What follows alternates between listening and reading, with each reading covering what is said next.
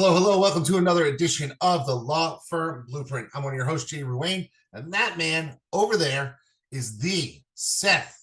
Well, it's another debate, so I got to come up with a good name. Last week you were Jehoshaphat. Seth Jerome Price fighting out of the blue corner for Blue Shark today. He hails from New York City by way of Maryland, right? That's where you live in Maryland, even though it's the greater DC area. And I'll be in the red corner. I'm not really a red guy, but I'll put the green corner. We'll have the blue and the green corner today, so my gloves will be green. So, how you doing this week, Seth? You just got back from a big trip.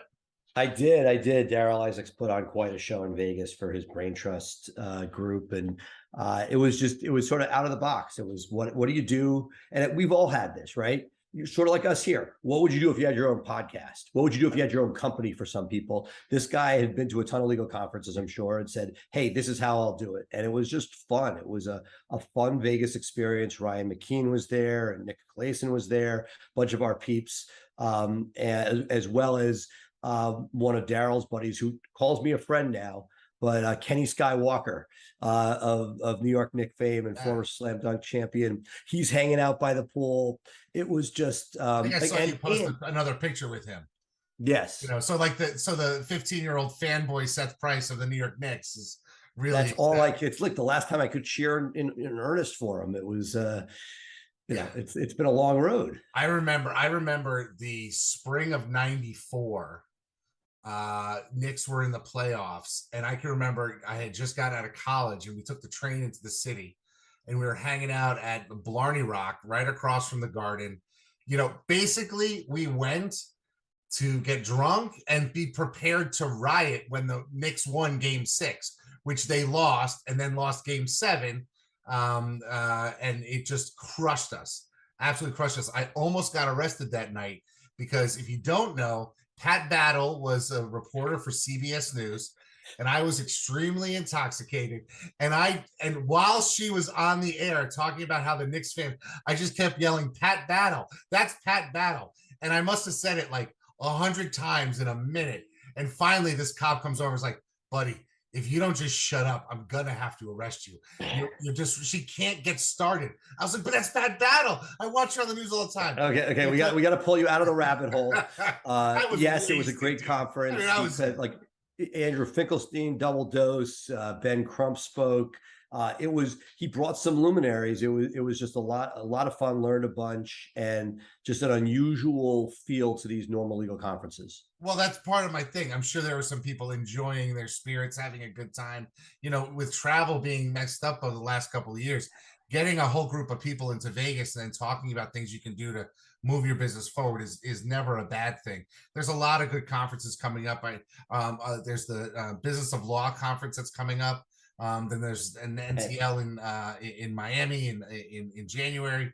There's a lot of good stuff coming up on the horizon. Absolutely, and hearing about Vista, which now is working along with a number of other people. They're putting on, one of those sort of nuts and bolts for management. I'm actually bringing our intake and ops people out for that because Bill Biggs and Tim McKay, they've sort of joined forces to bring their two smaller conferences together. And those are like two of the biggest substance guys in the space. So it'd be neat to see all of that with the, coming on the heels of the NTL winter conference in Arizona. It's really interesting to me. For years, I mean, you and I met by way of being the guys, in the back of the room talking business at substantive law conferences. And, in our industry, in the criminal business, there's a lot of, we don't talk about the business of law. Guess who I got to hang out with in Vegas? Braden Pollock. I saw the pictures. Yes, we'll put that up on this when this gets edited. I hope. This guy was way ahead of the curve. Yeah. Big domainer. He's been a guest on my podcast, the SEO Insider. Just fascinating, amazing business guy. And it was also really interesting. Many years of vegan now. And this guy, I got to tell you, it looked amazing. What that does to the body, unbelievable. Yeah, as I sit here eating my chocolate covered almonds, I'm wondering, could I become a vegan? I'm I getting think the I've been, chocolate covered almonds are the least of your worries, is my yeah, no, I guess. know. But friendlies last night. For one of the kids' birthdays, it was crazy. But I want to talk to you about one thing that you brought up in as we prep the show, and that's something that I think a lot of people in our audience need to be aware of, and that's the employee retention tax credit. And this is something that you wanted to talk a little bit about. I filed Yeah. for mine through my PEO, but you do your payroll in house, so you had to take a different route, right? Well, right, and there are a lot of nuances to it as far as where your business fell, what you can, when you're, how long you are not allowed to operate in your given jurisdiction, and then there's gray area. It gets kind of interesting, and a lot of money's at stake. It's almost like a Yeah, second hundreds of thousands PPP. of dollars. Yeah, I mean, or more, depending on the firm, obviously. But it's something that I've been working with an accounting firm on. If people have questions, feel free to reach out to me. I think we'll bring a guest on who could speak more finitely about this world. But it is one of those things that I really encourage people to get smart on. If you have the resources, great. But I found as I dug that it is really there's a lot of different twists and turns in this to maximize. Getting it, I'm sure, is not difficult, Right. but they're to maximize the number, which is significant. And I don't understand where this money is coming from. This makes no sense to me. It's the CARES Act, yes, Right. but it is massive amounts of money Massive. out there, and that making sure that, like, again, I'm not encouraging anybody to go too far because you clearly can, but making sure that you take what is within the safety range or within a reasonable range seems like a no-brainer. So we'll put some stuff up, put some links in here, and that if people are interested in learning more, we did a lot of talk during PPP and brought on a bunch of experts. I think we'll come back to that and see whether or not we can really get some people guidance, because it's not going anywhere anytime soon. You have some time, but let's make sure we get people as educated as possible. Absolutely, absolutely. Okay. So we're last week we did the debate, and it got a tremendous response. And I threw up in the Law Firm Blueprint Facebook group that this week we're going to be debating a very important question, and something that I think we both have opinions on. And that's, should the attorneys who work for you, should your associates be grinding work for you, or should they also be generating business for you and out there developing new lines of business, new leads that come into your office?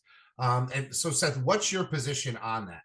Well, look, I mean, and this is one that is fluid. As a more junior attorney, I really wanted people to bring in business, and they wanted them to attend bar events and this and that. And I have come to the conclusion, I've sort of, and Andrew Finkelstein is one of the people that sort of made it help it resonate for me, which is bring the work in, get people to do the work. That's your job.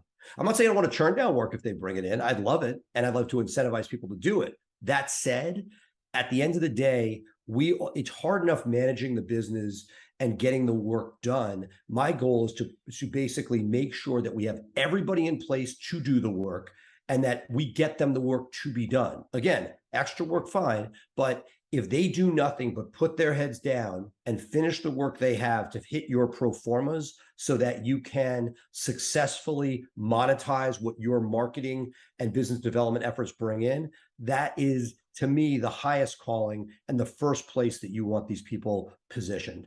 See, I think you're 100% wrong on this, and here's why.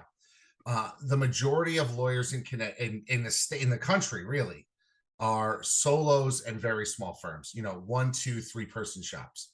And if you are going to, be an owner of a firm and bring in an associate to help you with your workload, I mean, outside of major cities, Atlanta, Chicago, etc., the world is small towns.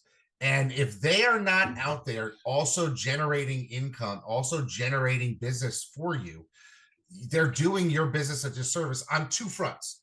First front, they're not contributing to the success of the firm in generating new business, because in small town America, in your town of 30,000 or 150,000 people in a small city, there is a statistically significant impact on how much business will occur every year.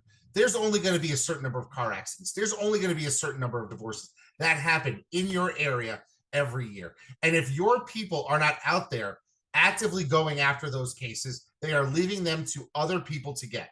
So I think first and foremost, it needs to be on them. But the second thing I think is also important is that your people need to recognize how hard it is to generate income and generate new business. And if they, because by them going out there and needing to try to generate some business and realizing, holy shit, this is hard to make the phone ring, that the only time they get a case in is by sheer luck or falling ass backwards into it, they're less likely to leave you because they don't think that, oh, it's just easy to get business. Because you and I have both lost associates who've left saying, well, I'm just going to hang a shingle. You guys seem to be making it rain. It's easy. Clients fall off the back of the truck, no problem. And I think if you don't put them out there to show them that they have to actually do it, they're not gonna appreciate how hard it is that you work, how much risk you undertake, how much money and time you spend generating those leads. Yeah, and look, so I just think that they're just gonna leave. Yeah, look, I to me, of all my issues, look, people will leave or not leave to start their own firm, but to me, it is the agita you're feeling there. We may want it. I love people to generate business. It doesn't happen. And that statistically, they're outliers. I have a lot of lawyers, right? I have 40 plus lawyers. Do I have a couple, one or two people that are decent? Yeah, I got one or two. 10% of the workforce are great at generating work. So 90% of the time, I'm profoundly disappointed. And frankly, if I send them out to these bar events, it's time away from other things they could be doing. Frankly, it's out there networking that's more likely to get them another job than get them any business. And that in the end, and not that I don't, look, I'd love people to be out there. I'd love it if they did, but they don't. And I don't want to be agitated. At the end of the day, I need to know that when I hire somebody, I'm not counting on that because I'm just going to be disappointed over and over and over again. Again, for those diamonds in the rough, God bless them. Because you also need somebody who's great at generating business, but still believes within your model, which is awesome, right? Because if somebody loves business, I've had people come in from day one, I just want to generate business. These people end up doing no work while they're there. Their business model falls apart. They don't generate enough to justify their own existence. And then all of a sudden, what are you left with? And that person ends up either leaving on their own or forced out. So to me, I want to know when I hire somebody that can do the work and that's going to be their number one focus. And that, yes, if they have a passion for it, I would love to and I'd support it. It just happens so infrequently that if you count on it, it's not a sustainable business model.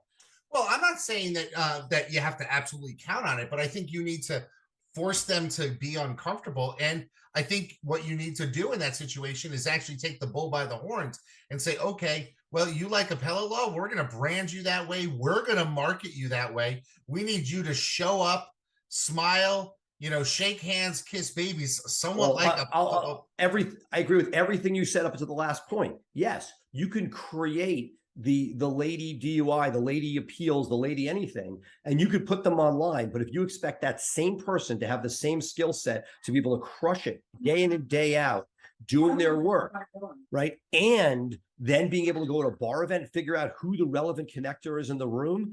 It's just, look, I'll leave you with this story. When we hired a guy purely for biz dev, said, hey, take 6 months. We'll front your salary. Just take meetings where you're going to go and just take a lunch every day, coffee, lunch, you name it, right? And like 2 months in, we looked at the credit card bill. There was nothing on it. And this guy was like, oh, yeah, I was gaining weight. I didn't want to do lunches. And I'm like, this is real. This is a real person. Dave and I are like to this. So my point is there's DNA that's going to generate business. And if you happen to get that and get paid dirt with the person doing it, but the lion's share of the time when you hire somebody, they're gonna satisfy your widget. And if you have that as part of the reason I say this is if part of your business model is you need that person to go and actually do that in order for you to justify your firm's existence, I think that's a very risky proposition. But see, here's my problem with that is that I mean, I think in the first year, my tendency has been to hire brand new lawyers, right? And in that first year, everybody wants to send them work because they're a brand new lawyer.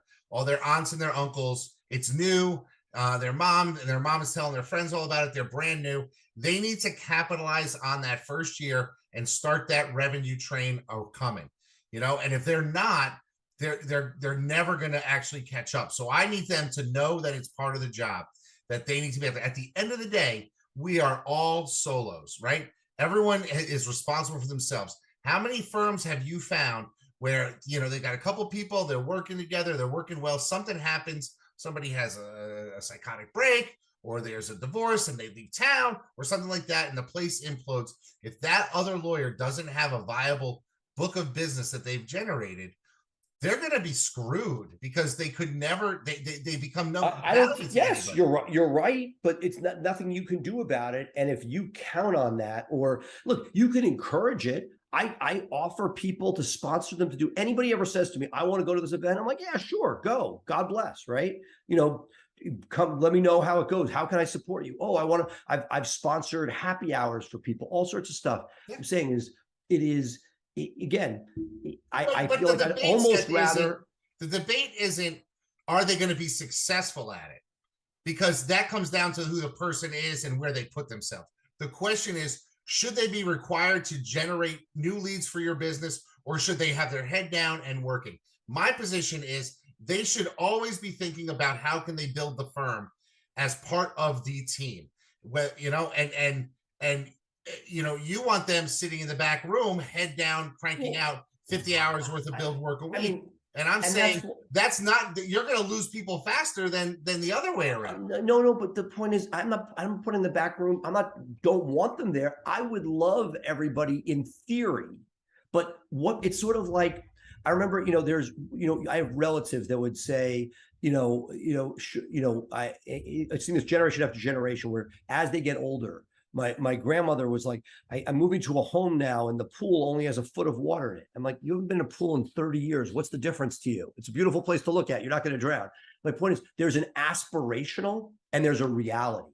And that, to me, the thing that I look, because me, just like we go back and forth, we're frenetic on this. I wanted this when I was a junior lawyer with a junior firm.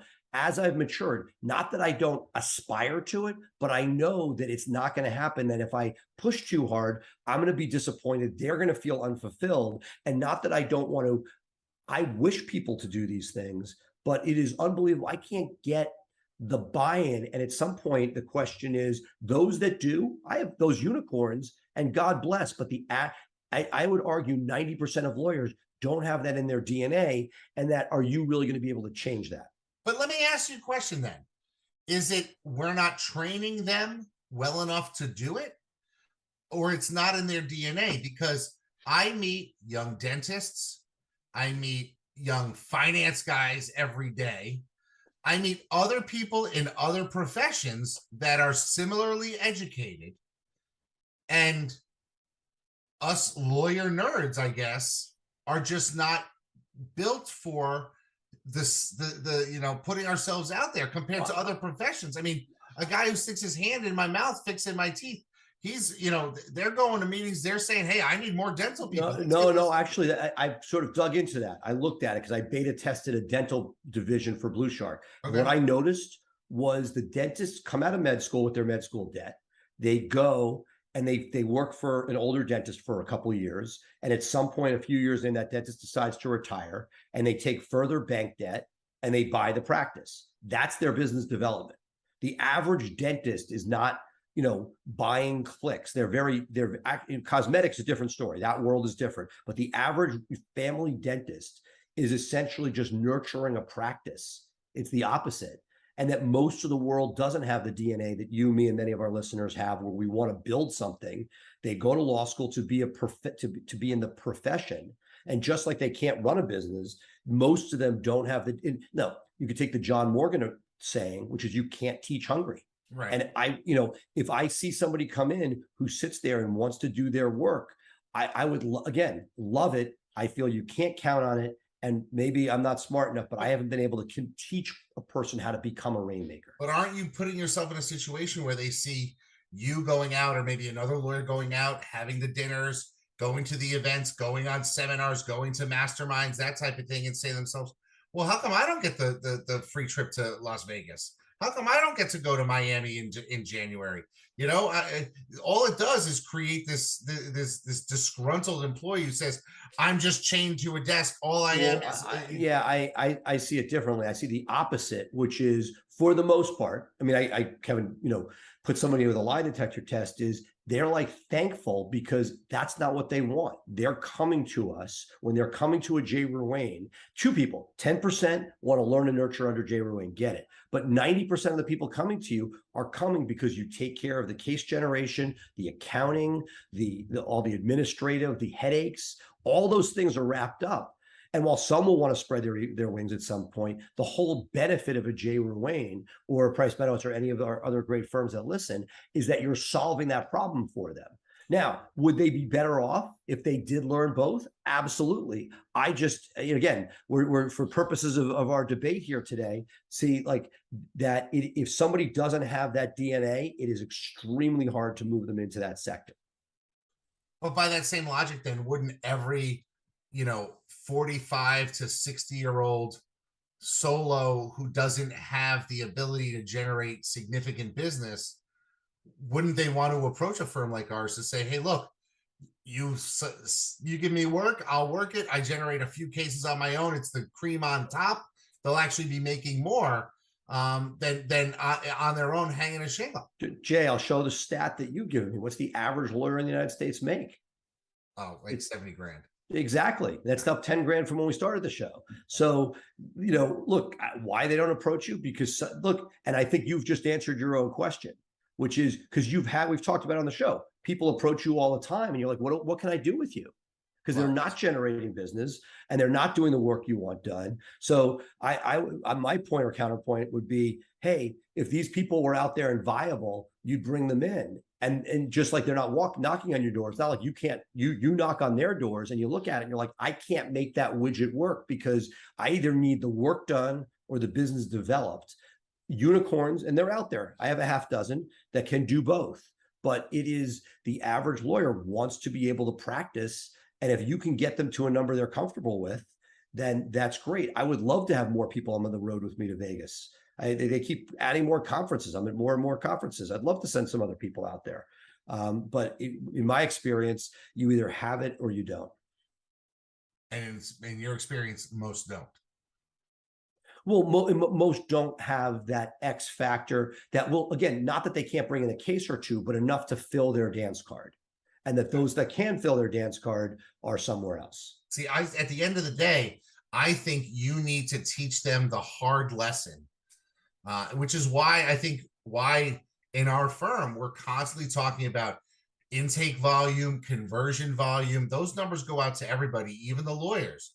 And, I want them to see what our spend. I can do all that. And maybe you're a better teacher than me, but I can do all that. I'm not seeing that convert to rainmaking. I can see it converting to caring more about responsiveness to our intake and things like that. But I am not like the idea of rainmaking to me, again, I've come during my career. Thing?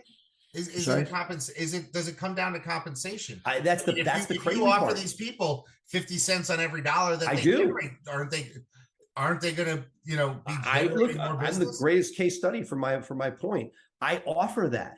I offer probably more than 95% of the listeners to the show. We give 50 cents on the dollar for those for most practice groups where somebody brings in work and does it themselves. That's a few points less than what you would make if you had your own firm without all the headaches. So that's a pretty good deal. And I wish to tell you that like my firm revenue came substantially from lawyer generated work. I wish it was higher. And look, I talk about it. I'm a good teacher. We do the show. I have resources for people, but not close to unlimited resources for people who want to do things in furtherance of that. I just don't see it happening. Well, do you think it's just they're not seeing the immediate reward? And I just don't think it's in the DNA. I think it's not in the DNA. That's not there. I mean, I think the situation is, you go out to a bar event or, to a local chamber of commerce thing and you make a contact that might not turn into a client for 5 years. Agreed. But it's one of these things that once you get that ball rolling, it can pick up steam fast. You just got to be willing to put in the time. Okay. And this is not my argument, but I'm going to say it because I'm reflecting on what you're saying.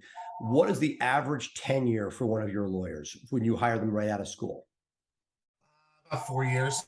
Right. So, okay, if you're at 4 years and you just, through the Jay Ruane example, said it might be 5 years before it pays dividends, not that you don't want to not train somebody for fear they're going to leave because they might stay, but to me, that's a lot of effort given that the overwhelming majority of people are going to be gone before there's any real meaningful dividends. Again, I've had people now, many of them over a decade, and not that work doesn't come in, and I'm thankful. I find that if, listening to Knock Hazel is just out in Vegas, he's like, if I spend this much on marketing, I can bring in this much revenue. And he's gotten it down to a science. He's at a better level than anybody. But what I would say is that if you want, like, if X amount of dollars would go into the training and business development budgets, et cetera, I think, and I'm not going this far, I think there could be an argument that if you put all that money into PPC and LSA, you probably would see a better return than fighting the uphill fight against somebody who doesn't really love the business development component. Well, this leads me to the next question. I mean, it seems to me like the big firms, and this is not the world that we live in, but the big firms, they decide who becomes a partner based on what business they can develop. 100%. And why shouldn't it be any different at our level? Well, but it is. How many people are partners with Jay Ruane? 4, but they're not equity partners; they're profit partners. Okay, how many? That's a whole other subject. No, but what I'm saying is, and I'm not casting any value on it. What I'm saying is, if somebody came to you and they were able to generate meaningful business, and them leaving you would make you less money, you would have a position where you're like, hey, here's a cut of what's going on. Sure. And you could do that in a bunch of different ways. To me, what I would love to see is, I think that what you're saying is right. And that if somebody loves business development, they're either going to become your partner or do it themselves. And that's the yin yang, because if you get too good at the Jay Ruane school of building it up, you have people leaving for all sorts of reasons. Now you have an additional reason, which is they don't need Jay. I wonder if there's a way to test to find the people that would be good at it versus the people who would not be good. There's got to be, right? Oh, no, there certainly are, but. And I love those people, even if it does, whether it makes me money, because the way I do it, I over incentivize so much. The self-generated work is not super profitable. When you look at the biggest TV advertisers in the PI space, where the world is at a thirds, that they don't love referral cases because they can generate cases at less than a third. Right. Right now, referral case may be better, yada, yada, but their business model may be at 12, 18%, whatever that percentage of revenue is, and they don't want to pay 33%, right, or 50% or whatever percent that's in that market. So, there's a bunch of different factors going on. I love it. And to me, I love the ethos, and those unicorns that I have, I love. And I love when they generate work, and it's freaking awesome feeling. But from a straight profitability, if you did nothing else but be Jay Ruane, the Rainmaker, and not put them in the back office, let them, as you're doing, you're empowering them, you're stepping back, they're taking leadership, they're running stuff, they have more autonomy with you than with most firms, they're getting what they want, and each piece of the equation is being figured out well. Again, if we did this tomorrow, I could argue the other side of the coin. Sure, I like my side of the coin today. But what I love, everybody there doing it, but I think that the cynical, as I decades into the business, I am seeing the idea of what my partner says, round peg, square hole. And unless somebody has a genuine desire and raises their hand and wants it, you're going to be blue in the mouth. You're going to talk in your meetings, on your Zooms, you're going to put money towards bar events, and you get almost nothing back. And that unless there is the hungry, when I see the hungry, I'm all over it. But unless you see the hungry, and there are people one step beyond me that don't even hire for the hungry because they don't even want that. They're like, I'll buy more media and get more cases. All right. Well, folks, there it is. Those are the two positions. Do you think that an associate should have to be out there hustling to generate business, or should you be like Seth over there, where they should just be focusing on the grind and getting the work done when you provide the leads? Please let us know in the comments. Let us know what your positions are on this, because this is an important thing that I think when you are building your firm, when you're scaling your firm, you need to have one approach or the other, because if you kind of try to do both of them halfway, you're going to definitely fail at both.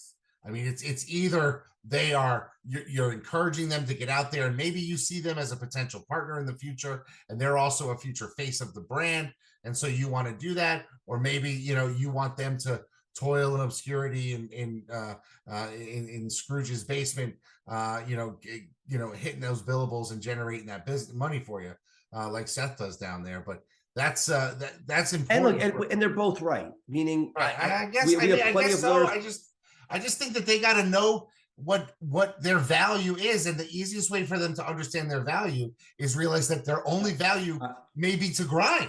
Well, and it's not just to grind; it's to be part of a firm. But I would take it one step further, which is I don't feel it's my job. Like that education piece, it's people. I think the lawyers, at least we have, are very intelligent. They get it. They know what's out there. They know the opportunity cost and what it takes to generate business. And most of them, because I historically, although I've gotten some more junior people recently listening to Jay, historically they have been laterals. They've had that out there. I don't need to teach it to them. If they're coming in from the outside world, they see how tough it is. And when they come there and see unlimited deal flow, that is generally why people. So part of it is, as you develop a model, you will then find people that fit well into it. And again, number of lawyers that are generating 7-figure in their own personal practice area, would be family, criminal, injury, what have you, who are significant generators, but it pales in comparison to what the marketing machine brings in. Not that we don't incentivize people to do it. I just can't count on it. Gotcha. Okay, folks. So that's going to do it for us today here at the Law Firm Blueprint. As always, we are live every Thursday, 3 p.m. Eastern, 12 p.m. Pacific, here live in the Facebook group, as well as you can catch us wherever you get your podcasts, whether it's Apple, Google, Spotify, wherever, even Amazon podcast now. You can catch our show on demand, take it on the go with you anywhere you want to be. Working out in the morning, if you're going on your way to a bar event, maybe listen to us in your car before you get there, so you can talk about how important it is and how you want to generate as much business as you can for your firm. Seth, that's it for me. Anything final from you? No, great show. Back from Vegas, where are you going to next? Well, I got MTMP and back in Vegas in a couple of weeks. Oh my God. Exactly. You should just buy an apartment in Vegas. Airbnb it when you're not there and have it. It's like basically the proliferation of the conferences. It is dizzying, and I feel very blessed. I'm able to fly in, fly out. It's a couple days, maybe not the best on the body, but it is. I get such energy, the networking opportunities, the ability to sort of just stuff that I picked up on. Somebody I was talking to and said, hey, if you try using LinkedIn in this way, come back, get to test it. So the stuff, I've always said nothing happens sitting at home, whether it be real estate or whether it be law, that by getting out there, and I do it on steroids, I just love the collaboration and constant sort of building towards the conversations we're having today. These are things that come by meeting the people at the sort of highest level at these conferences. That's what it's all about. I don't know how you have the energy to do it. I mean, you're clearly an extrovert. The idea of talking to people is exhausting to me. I got you, I can handle for this show once a week sometimes. But yeah, I mean, just the networking that you do is just amazing. I mean, maybe I need to hire a Seth for my firm. That's what I need to do. But they broke the mold when they made you, Seth. That's what I'm going to say. I appreciate it. All right, folks, that's going to do it for now. Have a great week. We'll see you next week. Bye for now.